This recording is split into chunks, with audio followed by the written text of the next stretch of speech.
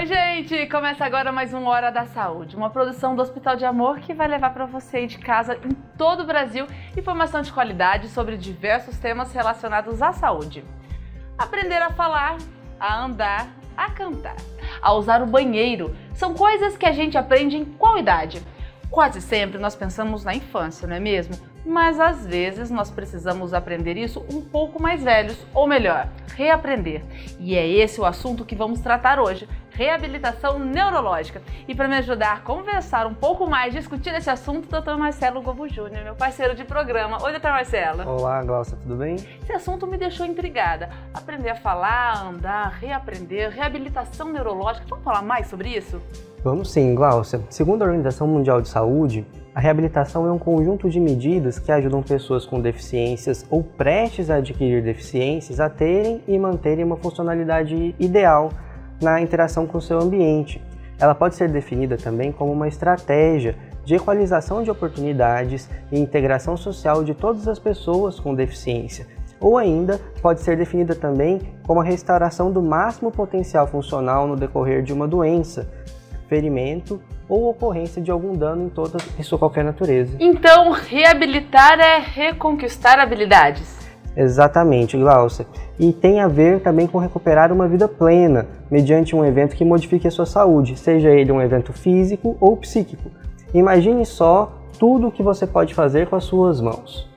Muito interessante. Você falando sobre isso, sobre reabilitar, sobre cuidar, sobre trabalhar com as mãos, me fez lembrar de um cordel da Cora Coralina, que ele diz mais ou menos assim: olha para essas mãos de mulher roceira, esforçadas, mãos cavoqueiras, pesadas, de falanges curtas, sem trato e sem carinho, ossudas e grosseiras, mãos que jamais calçaram luvas, nunca para elas o brilho dos anéis. Minha pequenina aliança, um dia chamado heróico emocionante. Dei ouro para o bem de São Paulo, mãos que varreram, que cozinharam, lavaram e estenderam roupas nos varais, pouparam e que remendaram, mãos domésticas e redondas. Vamos sentar para falar sobre isso? Vamos. Justamente, Glaucia, reabilitar pode ser reconquistar jeitos que as mãos, como no poema da Cora, continuem fazendo o que sempre fizeram. E isso, Dr. Marcelo, é algo que é percebido no consultório? Com certeza. A gente atende pessoas que vão ter agravos diversos. E nesses agravos, às vezes, vão perder a função que tinham com as mãos. Por exemplo, seja em decorrência de uma doença neurológica que seja degenerativa, seja em decorrência de um AVC ou de alguma outra situação de injúria que acabe machucando e limitando a funcionalidade das mãos. Doutor Marcelo, quais são as intercorrências mais comuns? Onde se faz necessário a intervenção da reabilitação neurológica? Isso vai variar de acordo com a faixa etária em que a gente está falando. Você vai ter acometimentos que vão despertar a necessidade de reabilitação quando se é muito jovem e outros agravos quando se é mais velho, né? Cada faixa etária vai ter a sua maior incidência e maior prevalência de doenças que limitem a função dos membros, por exemplo, e demandem reabilitação neurológica. Quando a gente fala em saúde básica, qual a importância de poder contar com esse recurso? Especializado, né? Sim. Todas as intervenções, de modo geral, dessa natureza, elas vão estar mais bem alocadas na atenção primária. Claro, quando você está em um sistema hospitalar ou de especialidade, às vezes você vai precisar de intervenções de reabilitação também numa intenção preventiva em relação a um período, por exemplo, de maior tempo no leito. Mas, de modo geral, quando você tem um dano já instalado e você vai prevenir algum tipo de complicação desse dano, a gente está falando de atenção primária e de um tipo de prevenção, em que a reabilitação está muito próxima, né, da gente. Então, é muito difícil você falar de atenção primária com qualidade sem trazer para junto de si qualquer tipo de intervenção de reabilitação. Esse é um tipo de intervenção, doutor Marcelo, de tratamento que demora, que a pessoa consegue, é preciso levar esse tratamento por toda a vida ou não? Ele tem um prazo de duração? Também vai depender da situação em que a gente está falando, né, do que levou para esse agravo. Quando a gente fala de AVC, por exemplo, a principal questão é conseguir fazer um primeiro ano pós-evento de intervenção. Quanto mais próximo do evento a gente começa a intervir no sentido de reabilitar, maior é o sucesso e maior é o grau de reconquista daquela função para o indivíduo. Então, o primeiro ano ele é crucial, né? O que não quer dizer que depois desse primeiro ano eu não precise de manutenção ou de intervir novamente para poder retreinar algumas coisas. A gente está falando de algo que é como aprender. E a gente, para aprender a falar, a andar, quanto tempo a gente leva? Ou quando a gente vai aprender alguma habilidade da escola, o que acontece se eu não uso isso? Eu vou esquecendo, né? Eu vou desaprendendo.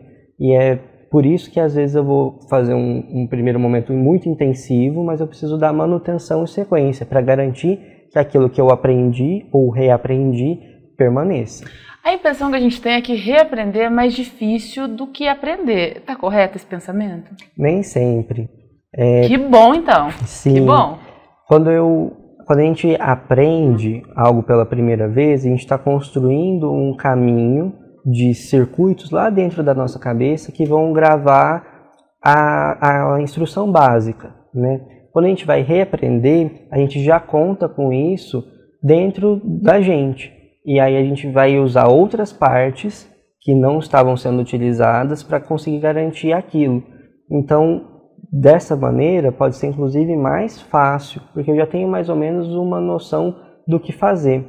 O que dá a impressão é que quando a gente está vendo alguém aprender pela primeira vez, a gente tem um ciclo de desenvolvimento normal, vamos dizer assim.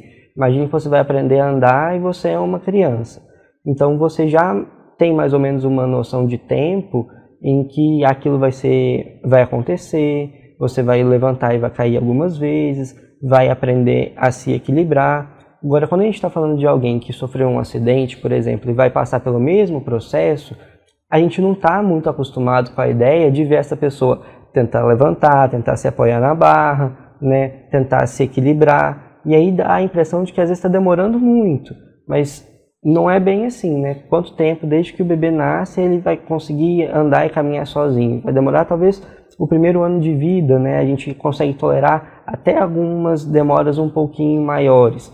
E às vezes num processo desse a gente vai gastar poucos meses. Tudo depende do que é a lesão e do que a gente está tentando recuperar. É como se o caminho dentro do cérebro não fosse um caminho tão desconhecido. Exatamente. A gente já tem também a intenção do que a gente quer fazer. E quando a gente vai aprendendo as coisas quando a gente é pequeno, a gente está realmente aprendendo tudo, descobrindo tudo. O maior momento de vida em que a gente aprende está envolvendo nos nossos 2 primeiros anos de vida, em que a gente aprende de uma maneira absurdamente alta, né? Todas as nossas funções orgânicas e todas as questões básicas do convívio social a gente aprende nessa etapa. Depois a gente está falando de reaprender uma habilidade muito específica, em que você vai ter vários outros recursos para poder te ajudar. Mas tudo isso também vai variar de acordo com o dano que eu estou querendo reparar, se é algo periférico, se é algo central, né? E tudo isso interfere no que eu vou esperar de reaprendizado. Doutor Marcelo, quando um paciente passa por uma reabilitação neurológica, ele sofre impactos na vida dele? Ele tem impactos na saúde global dele, física, na saúde emocional, mental? Com certeza, isso também vai variar de acordo com a faixa etária, mas de modo geral, a gente vai ter que se redescobrir enquanto gente, né? Como que é isso de se redescobrir enquanto gente? Eu sempre consegui fazer tudo sozinho, sem auxílio, e talvez nesse momento eu vá aumentar meu grau de dependência e precise me reorganizar quanto a isso. Isso vai dizer um pouco de quem eu sou e de como foi minha vida até esse momento, as relações que eu estabeleci, isso muda o sujeito.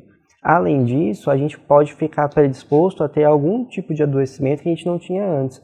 Então, imagine você que a gente está cuidando de alguém que tem o hábito do tabagismo e que, em decorrência do hábito do tabagismo, teve um AVC ou algo do tipo. E aí fica mais restrito. Meu risco de ter um outro evento trombótico, se eu não cesso o tabagismo, ele fica alto e ele aumenta, porque eu fiquei mais restrito, né? Coisa que não vai acontecer normalmente.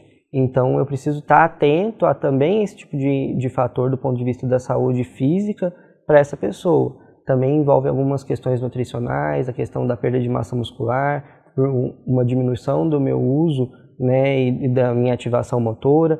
Então, todas essas questões eu preciso levar em conta na hora de fazer o cuidado do meu paciente, porque outras doenças e outros agravos, que não aquele básico, ficam mais propensos a acontecer a partir desse momento que eu tive uma mudança do meu contexto de vida, né?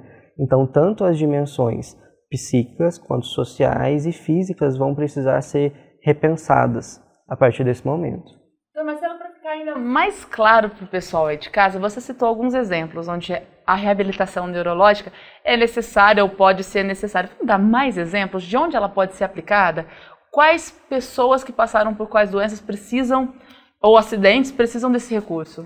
Então, se a gente for fazer um recorte por faixa etária e a gente começar de trás para frente, a gente pode começar desde os pacientes idosos com as demências e com os acidentes cerebrovasculares, que são as doenças mais prevalentes nessa faixa etária e que vão demandar esse tipo de cuidado de reabilitação. Quando a gente está falando de adultos jovens e de meia idade, aquilo que é mais comum são acidentes, né? A gente chama de eventos de causas externas, que vão envolver um acidente de trânsito, uma queda, algo que está envolvido com um acidente de trabalho, que é mais comum e que talvez possa gerar danos que são periféricos. Esses danos que são periféricos, eles vão demandar um tipo de atenção que é diferente daquela do AVC, né, que acontece mais na faixa etária do idoso. E quando a gente está falando de infância e adolescência, a gente de novo tem alguns eventos vasculares que são os mais prevalentes e tem aquilo que é doença congênita, que nasce com a criança e que pode também gerar degeneração. Essas doenças, elas vão demandar também cuidado de reabilitação. E claro, a gente tem os eventos que são decorrentes do nascimento, que também envolvem questão de oxigenação do tecido cerebral, que vão demandar cuidados depois, que podem causar paralisia cerebral, que também tem uma alta prevalência nessa faixa etária. Então, de modo geral, os eventos que são vasculares, eles são mais prevalentes do que os demais, né, que são doenças específicas do sistema nervoso central e tem um caráter degenerativo, progressivo, mas todas elas vão demandar esse tipo de cuidado.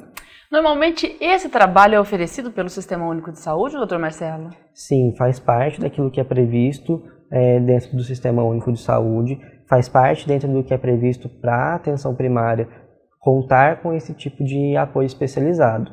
Então, a gente tem um grupo que faz apoio às equipes de saúde da família, que envolve o fisioterapeuta, por exemplo, que envolve o terapeuta ocupacional, que faz essa função de instrumentalizar a equipe da atenção primária naquele território para conseguir prestar esse tipo de cuidado para a população que está descrita naquela região. Doutor Marcelo, acho que a gente podia trazer um profissional dessa área para conversar com a gente aqui no Hora da Saúde também. A gente pode receber, sim, Glaucia, essa é a nossa proposta para hoje. A gente vai receber o Everton Oriquini Barbosa, ele que é fisioterapeuta do Centro de Reabilitação do Hospital de Amor, especialista em reabilitação neurológica. Que legal, doutor Marcelo. Eu tenho certeza que o pessoal de casa também vai gostar e vai ajudar muito mais a gente a discutir esse assunto. Com certeza, um momento de aprendizado para todos nós, Glaucia. Então você aí de casa, continue com a gente vai para um rápido intervalo, mas já tem mais Hora da Saúde, agora com o Everton Oriquini Barbosa. A gente já volta.